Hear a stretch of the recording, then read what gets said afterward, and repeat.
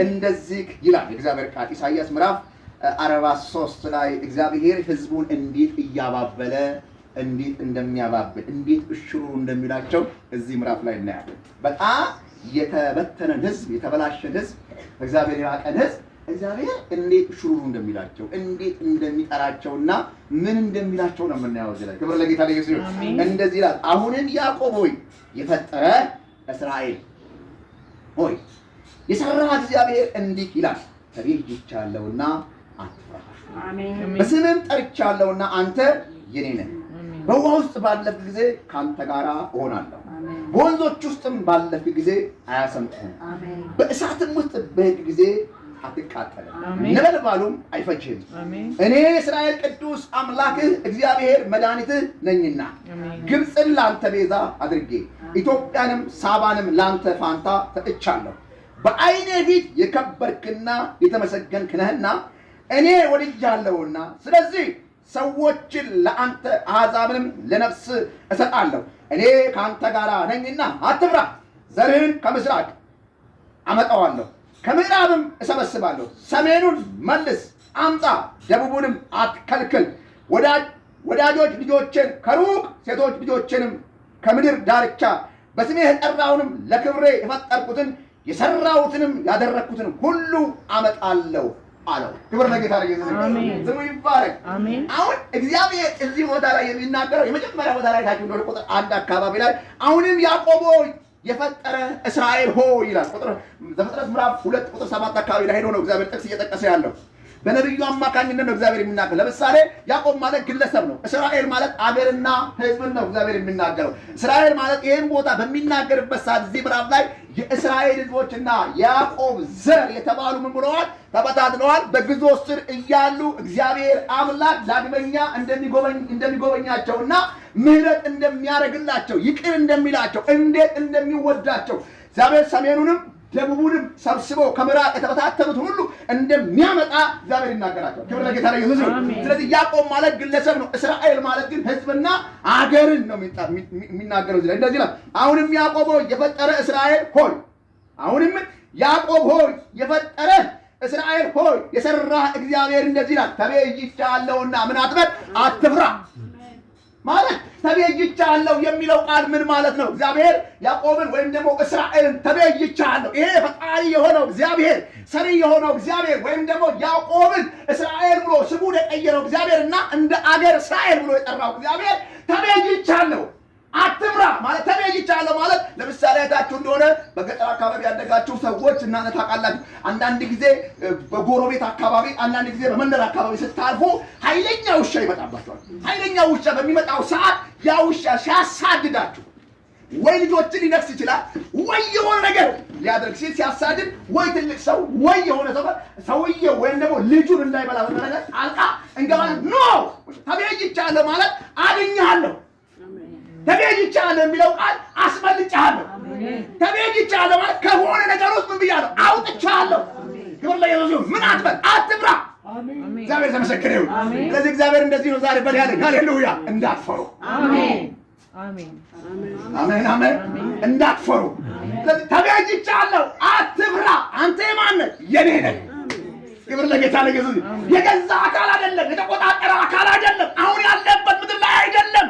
አንተን ተቤዥቻለሁ። የፈጠርኩህ እኔ ነኝ፣ የሰራሁህ እኔ ነኝ። ስለዚህ ይታደጋል። ዳዊት ሲናገር እንደዚህ አለ፣ በእኔና በሞት መሃል አንድ እርምጃ ሲቀረው እግዚአብሔር ምን አለ? ጣልቃ ገባ። ተቤዥቻለሁ የሚለው ቃል በሆነ ጉዳይና በሆነ ነገር ላይ የሆነ ነገር ወደ እናንተ ሲመጣ ወይ ደግሞ ወደ ያዕቆብ ወይ ወደ እስራኤል ሊመጣ ባለበት ሰዓት እግዚአብሔር ምን ብሎ ጣልቃ ገብቶ እንዳዳነው ሃሌሉያ። ዛሬም የሰማይ አምላክ እግዚአብሔር እኔና እናንተን ምድራችንን ቤተክርስቲያንን መቤዠት ይችላል። አሜን አሜን አሜን።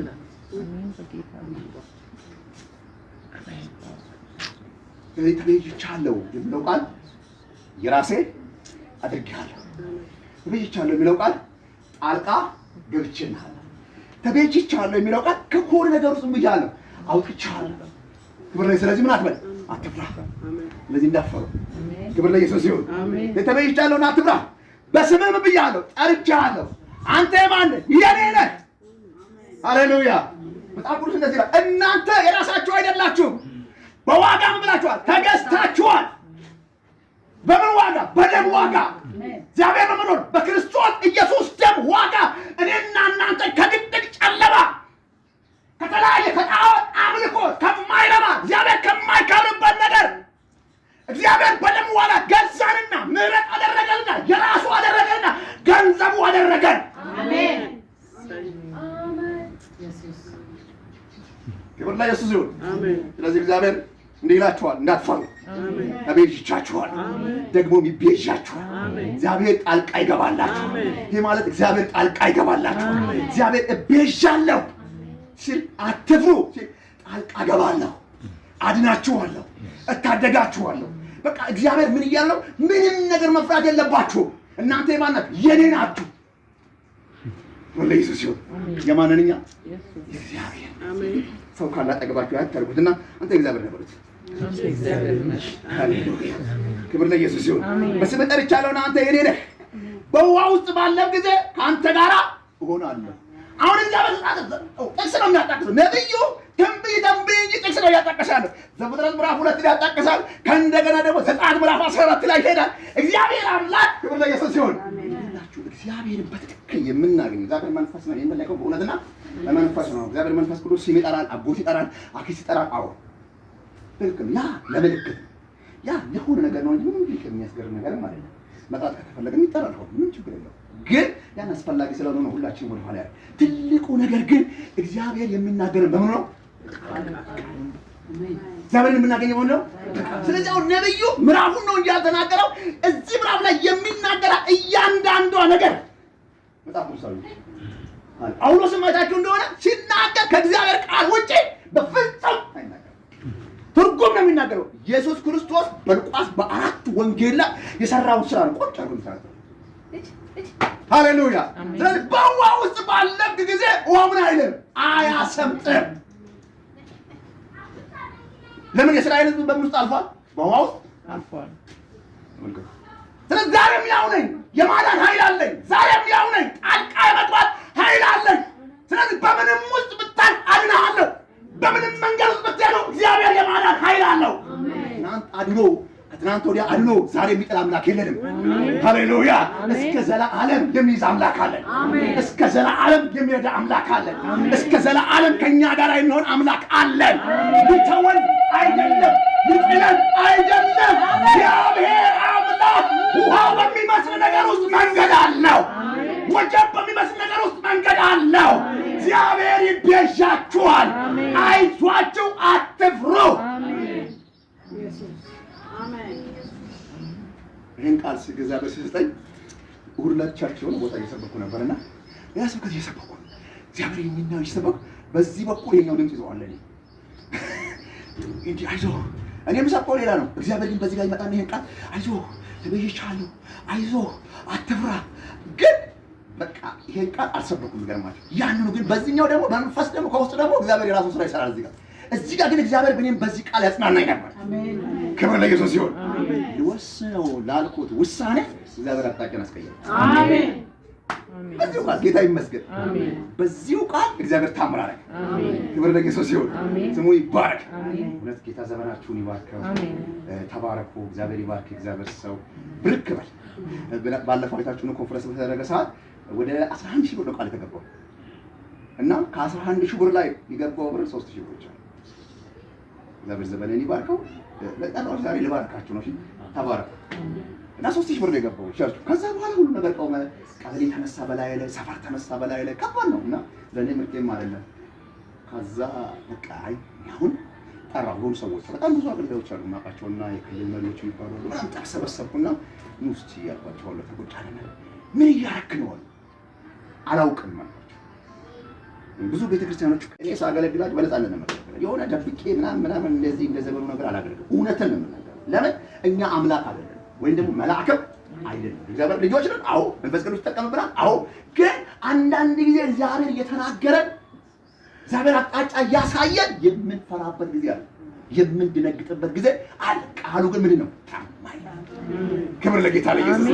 እጆቻቸውን ዘርጉና የእግዚአብሔር ቃል ታማኝ ነው። እግዚአብሔር ቃል ታማኝ ነው። ሃሌሉያ ክብር ለኢየሱስ ይሁን። ስለዚህ እግዚአብሔር እዚህ ጋር ለያዕቆብ እየተናገረ ያለው ምንድነው ብትሉ ቁጥር 2 ላይ እንደዚህ ይላል፣ በወንዞች ውስጥ ባለፍ ጊዜ አያሰምጡም፣ በእሳት ውስጥ በሄድክ ጊዜ አትቃጠልም፣ ነበልባሉ ምን አይልም። ክብር ለጌታ ለኢየሱስ ይሁን። አዎ በወንዙ ውስጥ ልናልፍ እንችላለን፣ በከባድ መንገድ ውስጥ ልንሄድ እንችላለን። ነገር ግን ሰምጠን እንቀራለን ማለት አይደለም። ችግሮች ሊያገኙን ይችላሉ። ልንራብ እንችላለን፣ ልንጠማ እንችላለን። ሰዎች ከኛ ሊርቁ ይችላሉ፣ ልንታመም እንችላለን። ከባድ ተግዳሮቶች በሕይወታችን ላይ ሊያልፉ እንችላለን። ነገር ግን ውጠውን ሊያስቀሩ ሳይሆን ሃሌሉያ። አሁን በውሃ ውስጥ ባለፍ ጊዜ ውሃው ምን አይልም፣ አያሰምጥም። እግዚአብሔር አምላክ ምስክሬ ነው። ክብር ለጌታ ለኢየሱስ ይሁን። የሰማይ አምላክ እግዚአብሔር በነገሮቻችን ጣልቃ ይገባል። አሜን። በመንገዶቻችሁ ላይ ጣልቃ ይገባል። አሜን። በትዳራችሁ ጣልቃ ይገባል። በራያችሁ ጣልቃ ይገባል።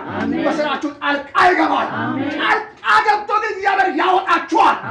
እግዚአብሔር የሚያወጣ አምላክ ነው። እውነት ማንም ሰው ጀምሮ አይቆምም። ያስጀመራችሁ እግዚአብሔር ያስቀጥላችኋል። አሜን። ሰው ካለ ያዙና ባካችሁ እግዚአብሔር ያስጀመረን ያስቀጥላል በሉት። እግዚአብሔር ያስጀመረን ያስቀጥላል። በፍጹም በሉት ባካችሁ። በፍጹም አይጨናገፍም በሉት። አይጨናገፍም በሉት። አይጨናገፍም። እግዚአብሔር ምስክሬ ነው። ሃሌሉያ። ለምን ሰው መልእክት ሊሆን ይችላል። አይጨናገፍም። አይጨናገፍም። የሰራዊት ጌታ እግዚአብሔር እሱ ታዳጊያችሁ ነው። ታዳጊያችሁ ነው። በሕይወታችሁ ላይ ጭንገፋ አይሰለጥንም። ባዶነት አይሰለጥንም። የያዛችሁ አያሰምጣችሁም። የእስራኤል ቅዱስ እግዚአብሔር እሱ ታዳጊያችሁ ነው። አሜን አሜን አሜን አሜን። በፍጹም እግዚአብሔር ይታመናል። አሜን። ስለዚህ ያዕቆብ እስራኤል ሲናገር እግዚአብሔር ምን አለው? ውሃ ውስጥ ታልፋላችሁ፣ ውሃው ምን አደረጋችሁ? አያሰምጣችሁ። እሳት ውስጥ ትገባላችሁ፣ እሳቱ ምን አደረጋችሁ? አያቃጥላችሁ። ነበልባሉ ምን አደረጋችሁ? አይፈጃችሁም። እኔ እስራኤል ቅዱስ እግዚአብሔር ምናችሁ ነኝ? ታዳጊያችሁ ነኝ። ሃሌሉያ። ምናችሁ ነኝ? ታዳጊያችሁ ነኝ። እግዚአብሔር ምን አደረጋችሁ? እታደጋችኋለሁ። ሃሌሉያ። መንገድ ላይ ሊያጋጥማችሁ ይችላል። ውሃ የሚመስል ሊያጋጥም ይችላል። የሚያሰምጥ ነገር የሚመስል ሊያጋጥም ይችላል። እሳት የሚመስል ነገር ሊያጋጥም ይችላል። ነገር ግን አሰምጡ። አሜን አሜን። እውነቴን ነው። አይሰምጥም። እንዲሁ ልተንብይባችሁ በመንፈስ ሃሌሉያ። አንድ ነገር ልበላችሁ። ሃሌሉያ። ራእያችሁ ሰምጦ አይቀርም። ሕልማችሁ ሰምጦ አይቀርም። እግዚአብሔር እናንተንም ራእያችሁንም እቅዳችሁን ዓላማችሁን በክብር ያወጣዋል። አሜን።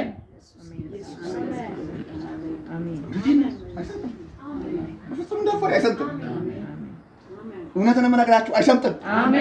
እሱ መንገድ አለው። እግዚአብሔር መንገድ አለው። እግዚአብሔር መንገድ አለው።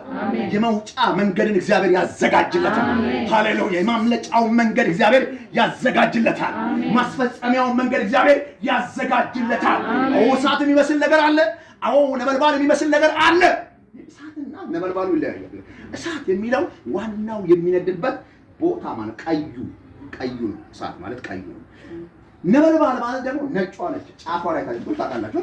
ነበልባል ማለት ጫፉ ወደዚህ የሚወነጨፈውና ወደዚህ የሚወነጨፈው ማለት ነው። እሳቱ አያቃጥል፣ ነበልባሉ ምን አያደርግም? አይፈጅም። መቃጠልና መፍጀት ይለያያል። መቃጠል ማለት ውስጡ ገብቶ መቆም ማለት ነው። መፍጀት ማለት ደግሞ ለብታውን ማየት ማለት ነው። ከዚህ ውስጥ ሁሉ ምን አደርጋለሁ? አወጣለሁ። አሜን። ለጌታ ለኢየሱስ ሁለቱም ነገር ምን አይሉ አያገኙም። ውሃውም ማያሰምጥም፣ እሳቱም ማያቃጥልም፣ ነበልባሉም ምን አያደርግም? አይፈጅም። እኔ ምን ሆናለሁ? እታደጋለሁ። ክብር ለጌታ ለኢየሱስ ይሁን። ኑሯችሁን ይታደጋል። ራእያችሁን ይታደጋል። እቅዳችሁን ይታደጋል። ሕልማችሁን ይታደጋል።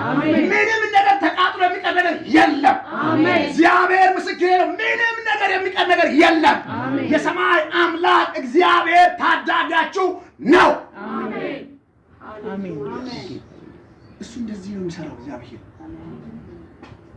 የሚታደግ ሐዋርያት ሥራ ምዕራፍ 12 ላይ ብዙ ጊዜ ሰብኬዋለሁ። እዚህ አንዴ ሰብኬዋለሁ።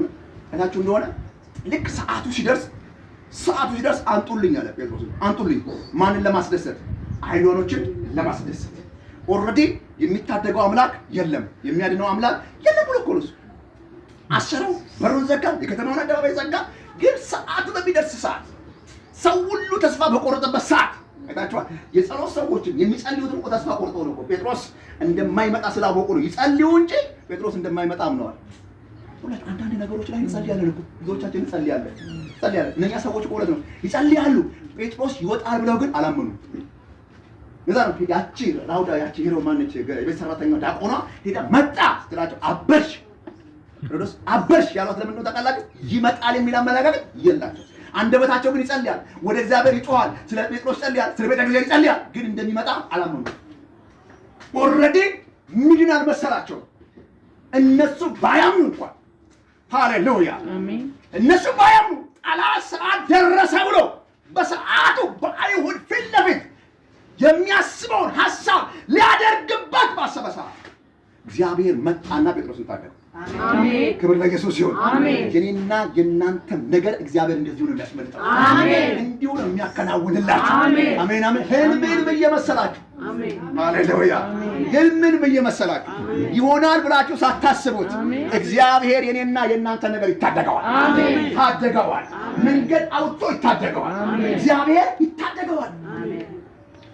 የእስራኤል ቅዱስ እግዚአብሔር ምን ነው? ታዳጊ ነው። ከምን ይታደጋል?